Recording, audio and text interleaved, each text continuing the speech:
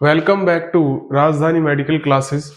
तो आज का जो लेक्चर है वो हमारा कंटिन्यू है माइक्रोबायोलॉजी के ऊपर। तो माइक्रोबायोलॉजी के अंदर आपको बताया था मैंने पिछले लेक्चर में हम क्या देख रहे थे। तो एक्टिव इम्यूनिटी आपने देखी थी। तो आपको बताया था कि दो टाइप की इम्यूनिटी होती है आपकी बॉडी में। एक तो एक्टिव और दूसरी क्या होती है, पैसिव। तो एक्टिव इम्यूनिटी में आपको बता दिया था कि जिसके अंदर हमारा ओवन इम्यूनिटी सिस्टम इन्वॉल्व हो, कि हमारा खुद का प्रतिरक्षा तंत्र अगर इन्वॉल्व है तो वो क्या है, एक्टिव इम्यूनिटी। यानी एंटीबॉडी का जो फॉर्मेशन है, बनना है, वो हमारी बॉडी के अंदर हो रहा है, वो है एक्टिव इम्यूनिटी। फिर उसमें आपको पता है दो एक्टिव इम्यूनिटी भी दो टाइप की थी, नेचुरल और आर्टिफिशियल। यानी नेचुरली कोई इन्फेक्शन हमारी बॉडी में हुआ और उसके लिए हमारी बॉडी जो एंटीबॉडी बना रही थी वो कैसी थी, नेचुरल एक्टिव इम्यूनिटी थी। फिर थी आर्टिफिशियल, यानी जिसमें हम कोई वैक्सीन की हेल्प लेके हमारी बॉडी के अंदर एंटीबॉडी फॉर्मेशन करवा रहे हैं, तो वो क्या था आपका आर्टिफिशियल जो है एक्टिव इम्यूनिटी थी। आर्टिफिशियल एक्टिव इम्यूनिटी के बाद में आपको क्या बताया था नेक्स्ट लाइन में, कि आर्टिफिशियल और नेचुरल दोनों जो इम्यूनिटी है वो एक पाथवे पे काम करती है, जैसे ह्यूमोरल और सेल मीडिएटेड। दोनों इम्यूनिटी क्या चलती है इसमें, पैरेलल चलती है, समांतर। तो ह्यूमोरल में आपको बताया था ऐसी इम्यूनिटी जो एंटीबॉडी से बनी हुई हो। सेल मीडिएटेड में आपको पता है, मैंने बताया था कि व्हाइट ब्लड सेल्स जो क्या है हमारी बॉडी को प्रोटेक्शन देती हैं, वो जो है लाइनेज जो है वो किसके अंदर आती है, सेल मीडिएटेड इम्यूनिटी के अंदर। बाकी ये लेक्चर किसके ऊपर था आपका, एक्टिव इम्यूनिटी में। नेक्स्ट देखो आज का जो लेक्चर है वो दूसरा टाइप है, पैसिव इम्यूनिटी। तो ये भी 5 नंबर के अंदर आ जाती है।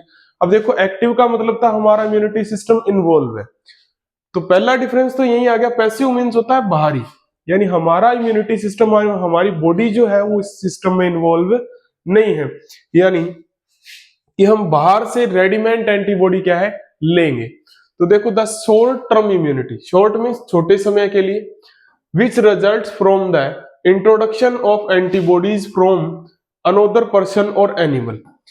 कि इंट्रोडक्शन यानी इंट्रोड्यूस करवाएंगे एंटीबॉडीज को, बनवाएंगे कहां से, फ्रॉम अनोदर पर्सन यानी किसी दूसरे जीव में या एनिमल्स में।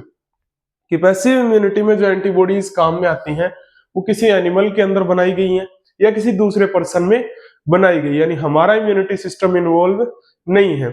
ऐसी इम्यूनिटी कब काम आती है, जब आपको क्या चाहिए, सडन रिलीफ चाहिए, कि कोई खांसी जुकाम बुखार है, आपको तुरंत आराम चाहिए, क्योंकि हमारी बॉडी को तो टाइम लगेगा एंटीबॉडी बनाने में। तो सडन रिलीफ के लिए हम कौन सी इम्यूनिटी काम में लेते हैं, पैसिव। बाहर से बनी हुई रेडीमेड एंटीबॉडी क्या है, इंजेक्ट करवा लेते हैं। पैसिव इम्यूनिटी इज सब डिवाइडेड इनटू टू टाइप। फिर क्या कहा कि पैसिव इम्यूनिटी जो है वो भी कितने हिस्से में डिवाइड, आपकी दो में। एक तो नेचुरल, दूसरा क्या है, आर्टिफिशियल। तो अब नेचुरल कैसे होगी, नेचुरल देखो, नेचुरल पैसिव कि through transplacental maternal IgG antibody, कि प्रेगनेंसी के टाइम पे थ्रो मींस के द्वारा, ट्रांसप्लेसेंटल यानी प्लेसेंटा को पार करके जो एंटीबॉडी कौन सी, आईजीजी, यानी एक मदर से एक बच्चे के अंदर जो एंटीबॉडी जाती है आईजीजी, वो कैसी होगी, किसका एग्जांपल हो गया, नेचुरल पैसिव का। क्योंकि बच्चे के लिए तो एंटीबॉडी कहां से आई, बाहर से आई, ठीक है, तो कैसी है, पैसिव है। लेकिन फिर भी नेचुरल है, क्योंकि बनाई किसने, उसकी मदर ने बनाई। उसकी मदर ने एंटीबॉडी फॉर्म करके जब बच्चे में प्रेगनेंसी टाइम पे कोई इन्फेक्शन हो जाता है तो उसको बचाने के लिए क्या करती है, आईजीजी एंटीबॉडी फॉर्म करके प्लेसेंटा के थ्रू कहां भेज देती है, फीटस के अंदर, उसको सुरक्षा प्रदान करने के लिए। तो ये किसका एग्जाम्पल हो गया, नेचुरल पैसिव इम्यूनिटी का। क्योंकि नेचुरल इसलिए मदर में बनी, पैसिव इसलिए कि बच्चे के लिए क्या है, बाहरी है। फिर देखो artificial, through anti serum injection, कि बाहर से जो हम रेडीमेड एंटीबॉडी लगवाते हैं यानी एंटीबायोटिक्स लगाते हैं, वो क्या होती है, आर्टिफिशियल पैसिव इम्यूनिटी होती है। Passive immunity is induced individual by perform antibody against infective agent और टॉक्सिन।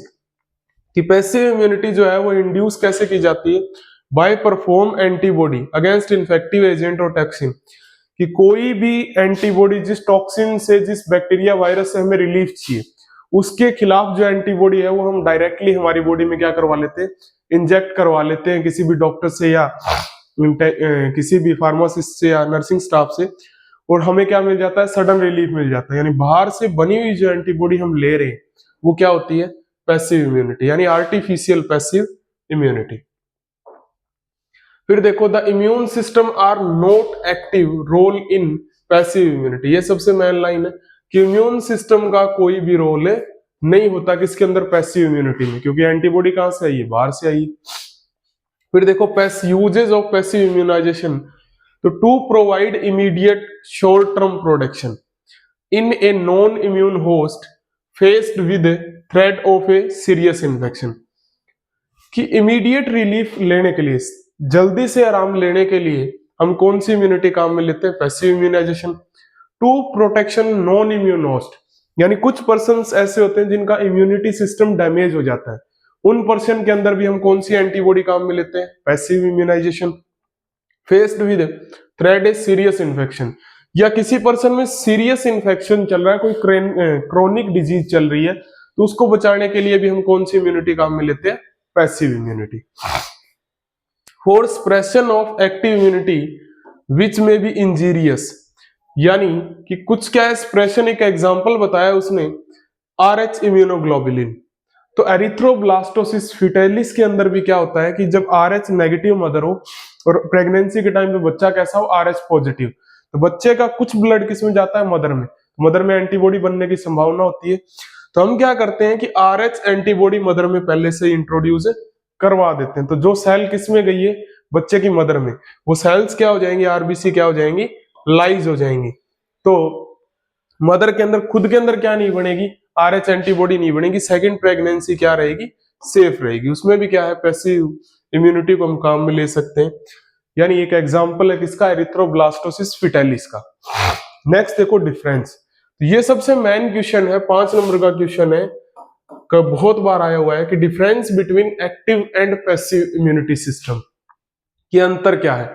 तो सबसे पहले अंतर देखो, एक्टिव में produce actively bye immune system, कि हमारा खुद का जो इम्यून सिस्टम है वो कौन सी इम्यूनिटी प्रोड्यूस करता है, एक्टिव। पैसिव में received passively by the host, यानी host immune system does not participate, कि इस टाइप की इम्यूनिटी सिस्टम में, प्रतिरक्षा में, होस्ट का जो इम्यूनिटी सिस्टम है वो काम नहीं करता। एंटीबॉडी कहां से लेते हैं, बाहर से लेते हैं। पहला डिफरेंस हो गया, सबसे मेन डिफरेंस यही है। दूसरा देखो, इंड्यूस्ड बाय इन्फेक्शन और कॉन्टैक्ट विद इम्यूनोजन, कि एक्टिव इम्यूनिटी कब बनेगी, जब हमारी बॉडी में कोई पॉजिटिव एजेंट आएगा, यानी कोई एंटीजन आएगा, कोई बैक्टीरिया, वायरस, पैरासाइट आएगा, तब हमारा कौन सा सिस्टम एक्टिवेट होगा, एक्टिव इम्यूनिटी वाला। दूसरा देखो, produced by administration of readymade antibody, यहां ऐसी कोई जरूरत नहीं है, जैसे ही हम क्या है बाहर से एंटीबॉडी इंजेक्ट करवाएंगे वो क्या हो जाएगी, एक्टिवेट हो जाएगी। देखो, long lasting and effective protection, कि एक्टिव इम्यूनिटी में अगर एक बार एंटीबॉडी बन गई तो वो लॉन्ग लास्टिंग यानी लंबे समय तक होती है, जिसका एक एग्जांपल भी बताया, स्मॉल पॉक्स का इन्फेक्शन, पिछले लेक्चर में बताया था मैंने आपको।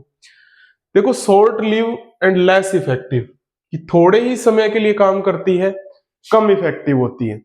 कि जैसे आज अगर हमें रिलीफ चाहिए तो हम सडनली इंजेक्ट तो करवा लेंगे बाहर से एंटीबॉडी, लेकिन वो 2-4 दिन काम करेगी, उसके बाद में क्या हो जाएगी, न्यूट्रल हो जाएगी।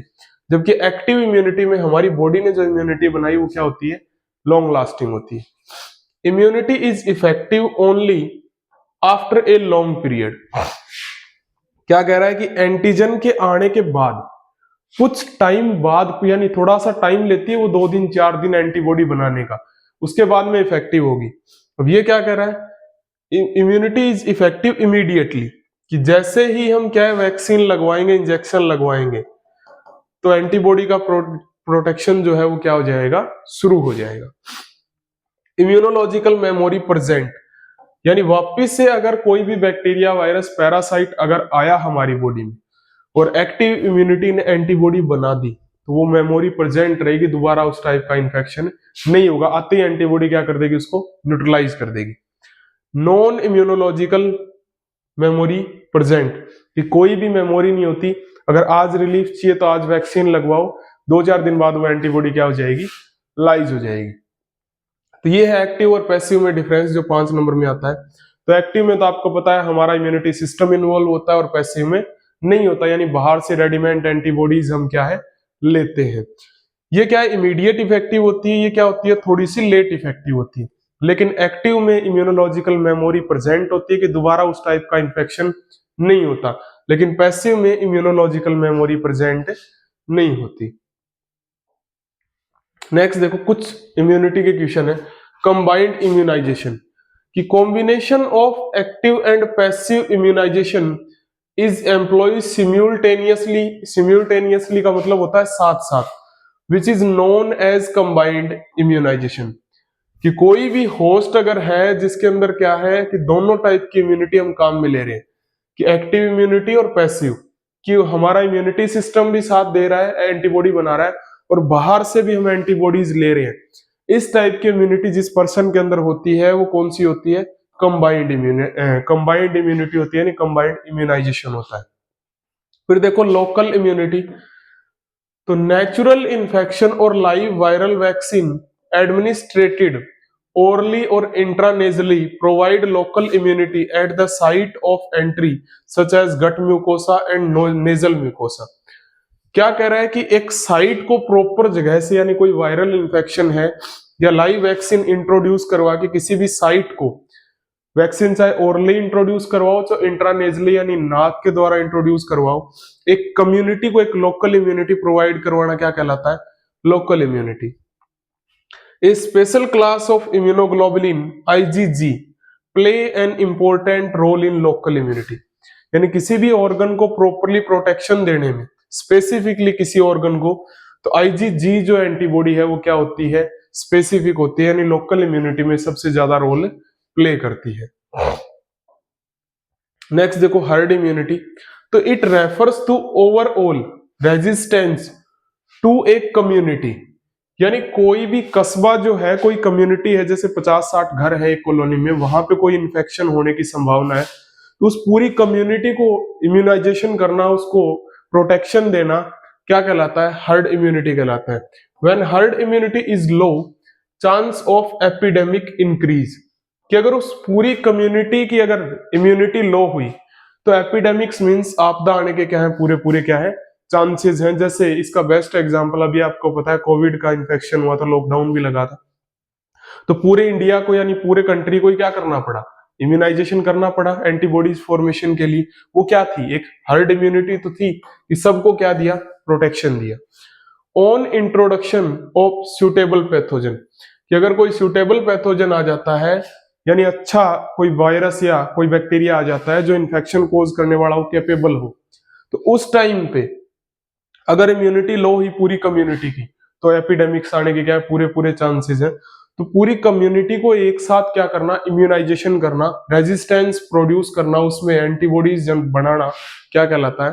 Heard immunity. तो यहां तक क्या है आपका, ये कंप्लीट हो गया जो इम्यूनिटी का इंट्रोडक्शन था। अब इसको आप चार्ट बना के भी समझ सकते हो। सबसे पहले जैसे इम्यूनिटी, तो इम्यूनिटी क्या है? रेजिस्टेंस है। किसके लिए? बाहरी जो भी बैक्टीरिया वायरस आ रहा है। तो इम्यूनिटी कितने टाइप की है? इन्नेट और एक्वायर्ड। इन्नेट में आपको पता है बाय बर्थ,